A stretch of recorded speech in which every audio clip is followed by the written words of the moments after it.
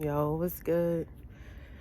It's your girl, the Real Life Plug, and I'm back with another episode, another cousin sit down session. Y'all, I'm in my feelings, so I apologize in advance. If I start crying, it's definitely not planned.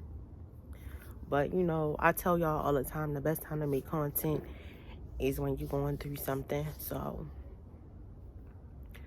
this is probably just gonna be an update, like on my life and stuff like that, cause I can't even get in my.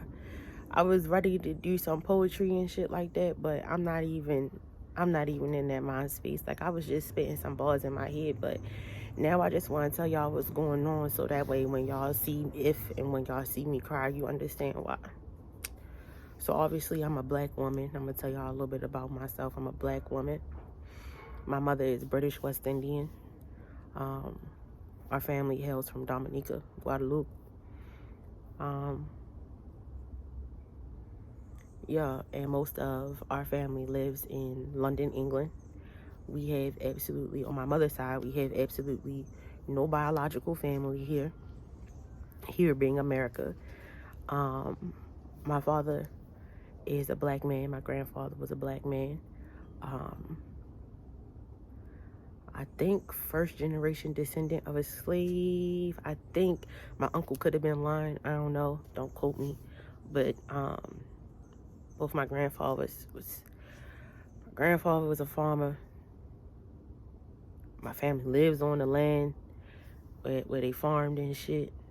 Like, I'm just a double descendant of farmers. You feel what I'm saying? Like, dirt. I know good dirt when I see good dirt. You know what I'm saying? My mom, she can grow shit like nobody's business. But anyway, my parents got married and shit. They moved here to America.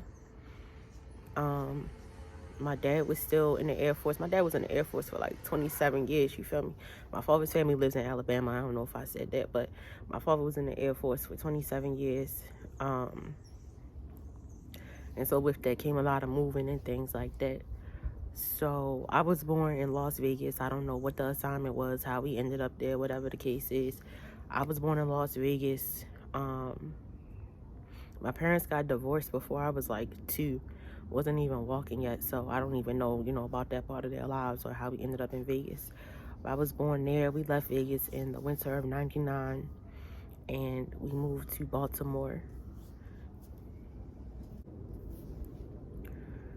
And we lived in Baltimore for some years. We did, we moved like 1 or 2 other places, but I graduated from the illustrious Baltimore City College on the Alameda, the Castle on the Hill.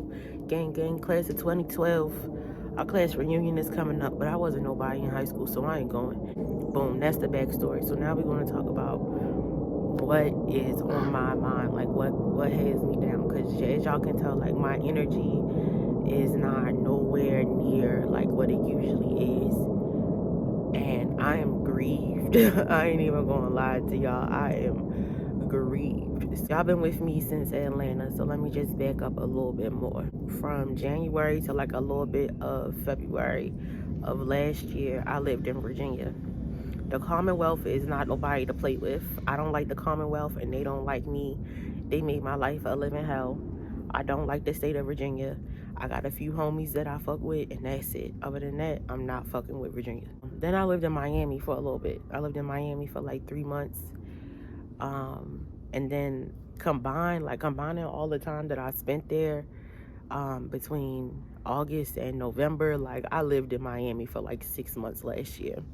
In Miami, like, when you just go be a tourist, like, I'm pretty sure, like, if you're just going on vacation, you probably do deal with like some microaggressive forms of racism. But like, when you're there on a consistent basis, and the people in the neighborhood and the corner stores, and because I was doing cosmetic post-op recovery, you know what I'm saying, like,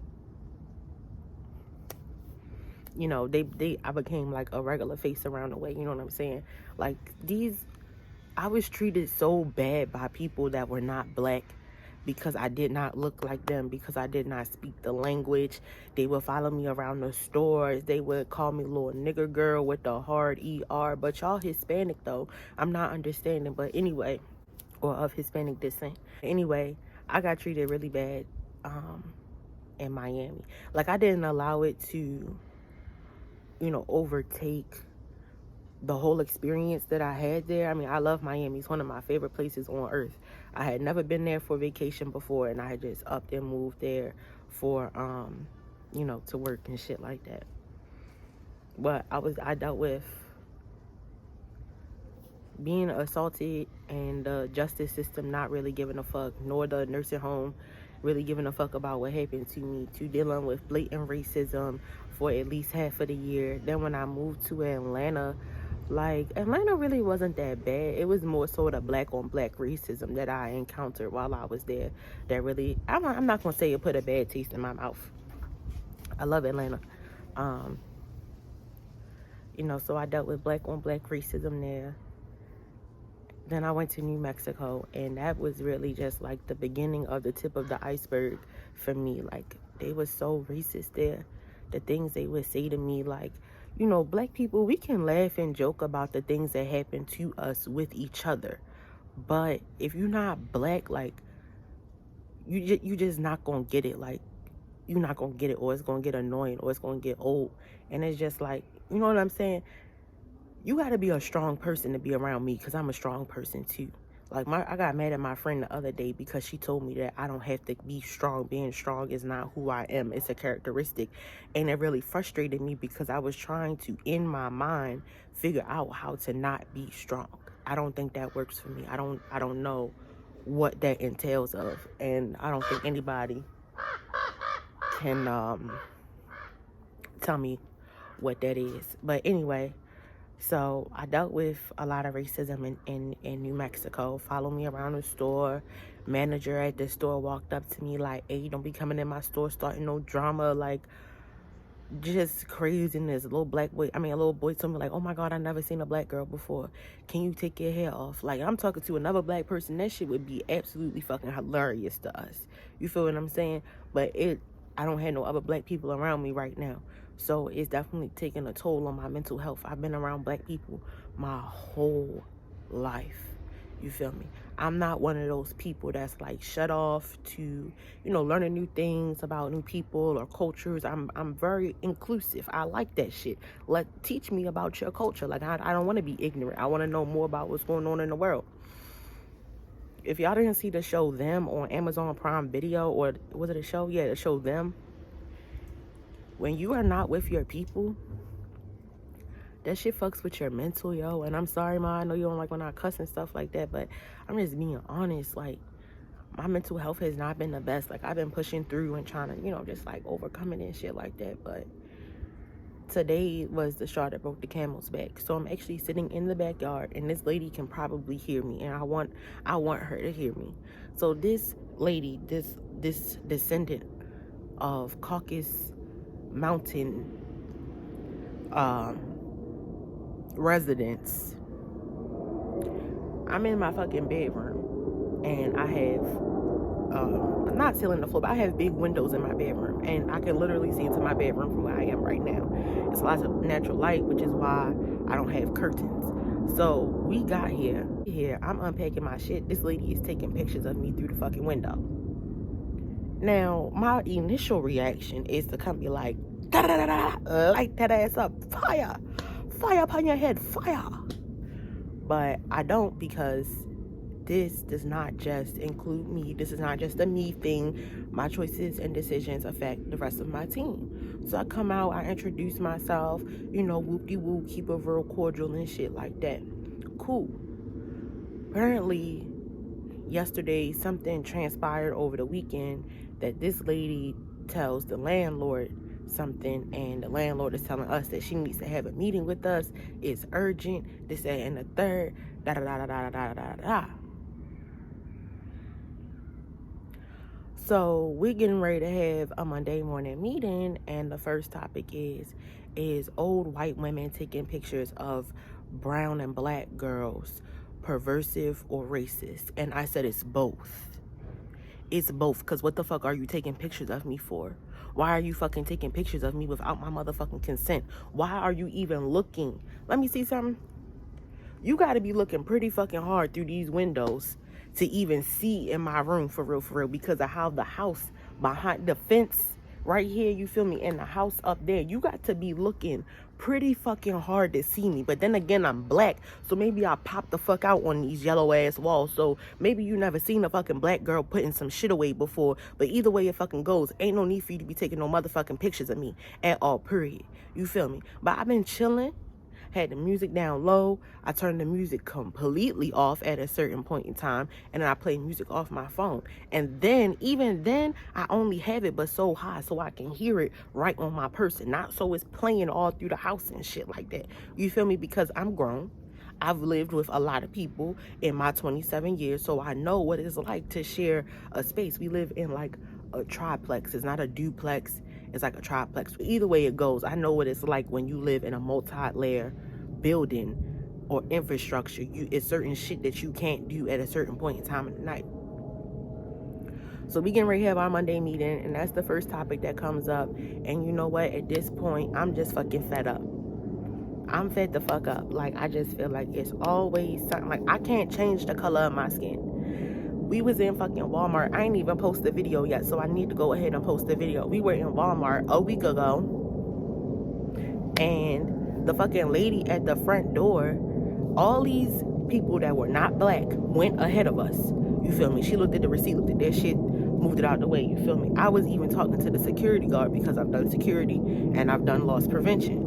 And I've also done retail. So I'm pretty knowledgeable about how things are supposed to work, especially in fucking Walmart. My aunt has worked for Walmart for well over 20 fucking years. I'm pretty fucking familiar with how things work in the store. So we approached the door and shit like that. She looks at the first receipt. They bought some paper towels. Paper towels obviously cannot go in a bag. And if you don't know, California has a bag tax. So if you don't have your own bags, your shit is just sitting in the fucking cart. Okay, now at which point loss prevention or security can be like, intervene, can I see your receipt, because these are unbagged items that look like you might have stolen them. Cool. I paid the bag tax for my 2 bottles of shower gel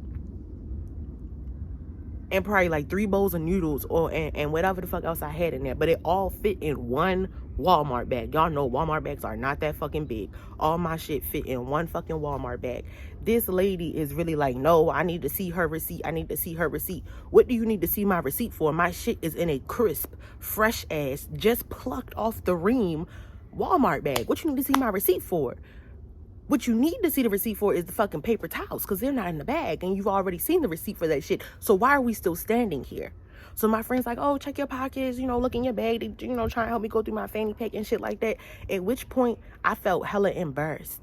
Like, I know that this receipt is not on my fucking person because I typically put my receipts right with my card. And my card is with my license. And that is in the front part of my fanny pack. If it's not in this part of the fanny pack, it's not on my fucking person. I was only 2 registers away from the door. Why are you doing the absolute fucking most over some paper towels, some $5 paper towels? You cannot perform a, what is it called? Damn, y'all, I forgot the name of the fucking stop. But you cannot perform a stop when you think someone is stealing without having proper steps. Selection, attempt to conceal, attempt to walk past the register, past all points of sale. Like, it's certain steps, and you definitely not stopping nobody for no fucking $5 paper towels. It's a certain dollar amount that the person has to, like, I'm putting y'all on to too much game as to how to steal from these corporations, because you steal from the corporations, not the small businesses, because they got insurance for that shit. But I just was hella embarrassed. Like, you doing the most over some shit that you shouldn't even be doing the most about. And she on a walkie trying to call somebody like, yeah, such and such need to come over here because this person don't have a receipt for some fucking paper towels that were not even fucking mine. That if you were really looking at the receipt, you already saw the fucking... Like, I just was so irritated. And at that moment, like, it just had to boil down to racism. I don't give a fuck what nobody else say. It was 5 people of Hispanic descent that walked out that door before us. The moment a black girl approached the door, that's when you want to do the absolute fucking most over some paper towels that was, 1, not mine, 2, you already fucking seen the receipt for. So your girl just been dealing with a lot. It's been a lot on my mental, which is why y'all haven't really seen me, like, update, fresh, current, you know what I'm saying? And... you know, people see my life on the internet and they think it's one thing. They think I got all this money, that my life is so fantastic, that, you know, I don't have bad days, that I don't deal with shit. I do, yo. And this racism shit is the hardest shit I have ever had to deal with in my life. I have traveled the whole country, wiped ass from coast to coast, north, south, east, and west. And never have I ever dealt with this shit at such an intense fucking level. So that's what it is, and I'm about to do some work, but I just had to get that shit off my chest, and that's gonna be my video for the afternoon. If y'all like, well, I don't even know what to call this. I guess it's a cousin sit down session. So if y'all want more cousin sit down sessions, please make sure you like, comment, subscribe, and turn those post notifications on so you can be on time for every single cousin car walk, sit down session. Be on time for the kinfolk link up. Why? Because this is where it's at, and this is where you want to be. Period. We still out. Cousins, kinfolks, we are still on the road to 1K. Make sure you hit that subscribe button and turn those post notifications on. Let's get it to 1K by my birthday. Run it up. Run it up.